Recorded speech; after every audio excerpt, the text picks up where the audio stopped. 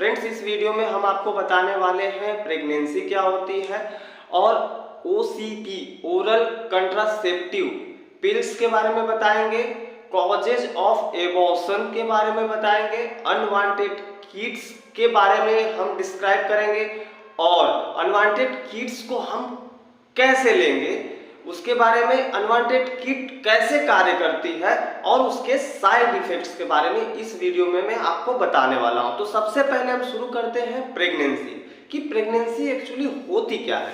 तो प्रेगनेंसी क्या है? Pregnancy is the term used to describe a period in which a fetus develop inside the woman uterus। Pregnancy क्या है, कैसे उसको परिभाषित करेंगे? यह एक समय है, पीरियड से इन विच, जिसमें जो फेटस होता है, भ्रूण होता है, उसका इन डेवलप विकास होता है इनसाइड, कहां पे? वुमन यूट्रस, महिला के गर्भ में। ठीक है। Pregnancy usually last about 40 weeks. Pregnancy लगभग 40 सप्ताह की होती है, या दूसरे शब्दों में कह लें और जस्ट ओवर 9 मंथ अथवा 9 महीने की होती है। ठीक है friends. As a measure from, अब हम उसे काउंट कैसे करेंगे? प्रेगनेंसी कब से कब तक 40 सप्ताह होंगे या 9 महीने होंगे? तो जब महिला का पहला जो मेंस आ रहा था, द लास्ट मेंस्ट्रुअल पीरियड्स, जो लास्ट मेंस्ट्रुएशन पीरियड्स होता है उस तब से टू डिलीवरी, जब तक कि बच्चे का जन्म न हो जाए तब तक के पीरियड को हम 40 सप्ताह में काउंट कहेंगे या तो 9 महीने में कहेंगे। कॉन्सेप्ट क्लियर कि प्रेगनेंसी क्या होती है? अच्छा, ठीक है। अब नेक्स्ट आते हैं OCP, ओरल कंट्रासेप्टिव पिल्स। अब ओरल कंट्रासेप्टिव पिल्स क्यों लेते हैं भाई? ओरल कंट्रासेप्टिव पिल्स लेने की क्या जरूरत होती है? वो महिला लेती है जिन्हें बच्चे नहीं चाहिए होते हैं, उनको बच्चे की आवश्यकता उस समय नहीं होती है, बाद में या कुछ प्लानिंग के अनुसार, फैमिली प्लानिंग के अनुसार ओरल कंट्रासेप्टिव पिल्स लेते हैं। तो ओरल कंट्रासेप्टिव पिल्स का कार्य क्या होता है?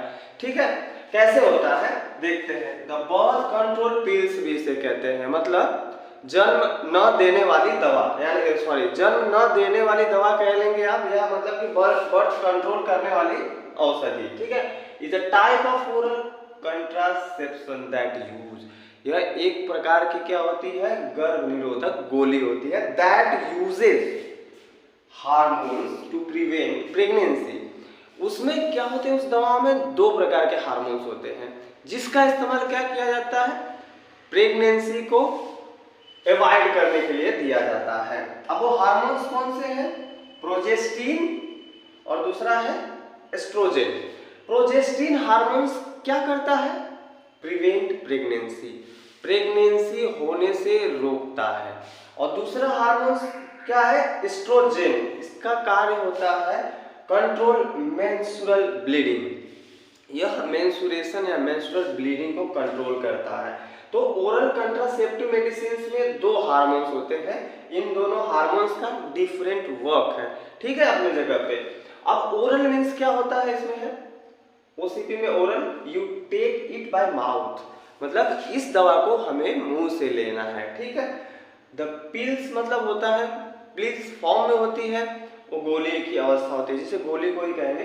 It comes in pill forms, मतलब कि टैबलेट या टिकिया की शुद्ध मतलब बातों में बता दें तो यह टैबलेट फॉर्म में आती है। ठीक है, या टिकिया की फॉर्म में आती है। It comes in a pills form so that easy to take, जिससे हमें उसे निगलने में, उसे लेने में आसानी होती है।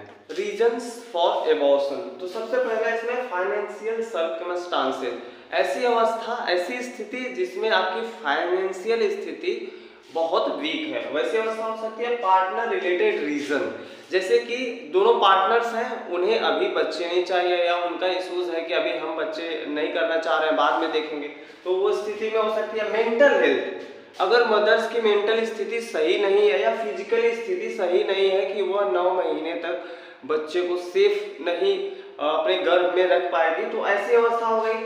अदर हेल्थ रिलेटेड रीजन, दूसरी हेल्थ संबंधित समस्या, जैसे शुगर, थायराइड के पेशेंट हो गए, या ऐसी स्थिति जिसमें कि गर्भ अवस्था रोक पाना मुश्किल है या संभव नहीं है।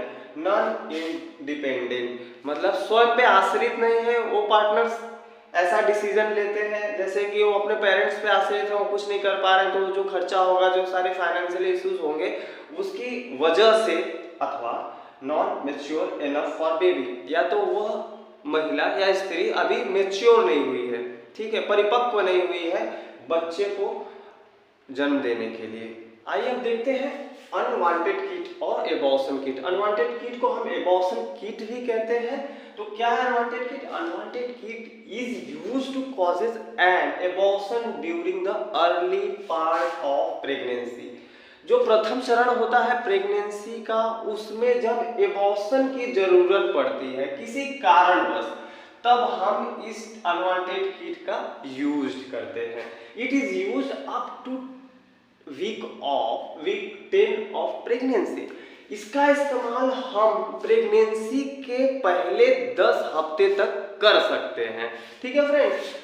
फॉर्मूला क्या होता है? मीफेप्रिस्टोन 200 mg एंड मिसोप्रोस्टोल 200 mcg। इसका फॉर्मूला होता है, इन दोनों के कॉम्बिनेशन से अनवांटेड किट को तैयार किया जाता है, ठीक है। अब इसको हाउ टू टेक, इसको हम लेंगे कैसे या कैसे देंगे किसी महिला को या किसी को भी? Should be taken with food as per doctor advice. अच्छा, इस दवा को हमें डॉक्टर के एडवाइस के अनुसार ही भोजन के बाद लेना है, ठीक है। अपने से इस मेडिसिन का इस्तेमाल ना करें, किसी एक्सपर्ट मेडिकल प्रैक्टिशनर के देख रेख में इस मेडिसिन का इस्तेमाल होना चाहिए। फर्स्ट स्टेज में क्या है? एट नाइट 7 PM, रात में सोने से पहले, आफ्टर मील टेक, रात में 7 बजे शाम को आप भोजन के बाद ले सकते हो। टेक नंबर 1 टैबलेट, यहाँ पे हमने नंबरिंग की है तो number 1 tablet mifepristone 200 mg with water.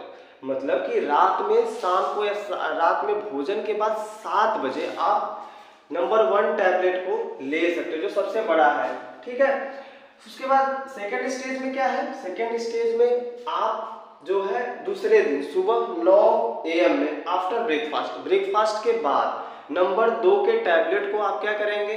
पानी के साथ ले लेंगे, और 1 घंटे के बाद आफ्टर मतलब 10 AM को लेंगे, 1 घंटे के बाद 10 बजेगा, इनसाइड वजाइना। नंबर 3 वाले टैबलेट को आपको वजाइना के अंदर इंसर्ट करा लेना है, ठीक है। उसके बाद आपको उस दिन कुछ भी कोई भी टैबलेट नहीं है। नंबर 4 और 4 वो आपको 24 घंटे के बाद लेना है, यानी कि आफ्टर 24 आवर्स, 24 घंटे के बाद। फिर दूसरे दिन 10 AM टेक आफ्टर ब्रेकफास्ट, सुबह 10 बजे आपको ब्रेकफास्ट के बाद नंबर 4 टैबलेट ले लेना है।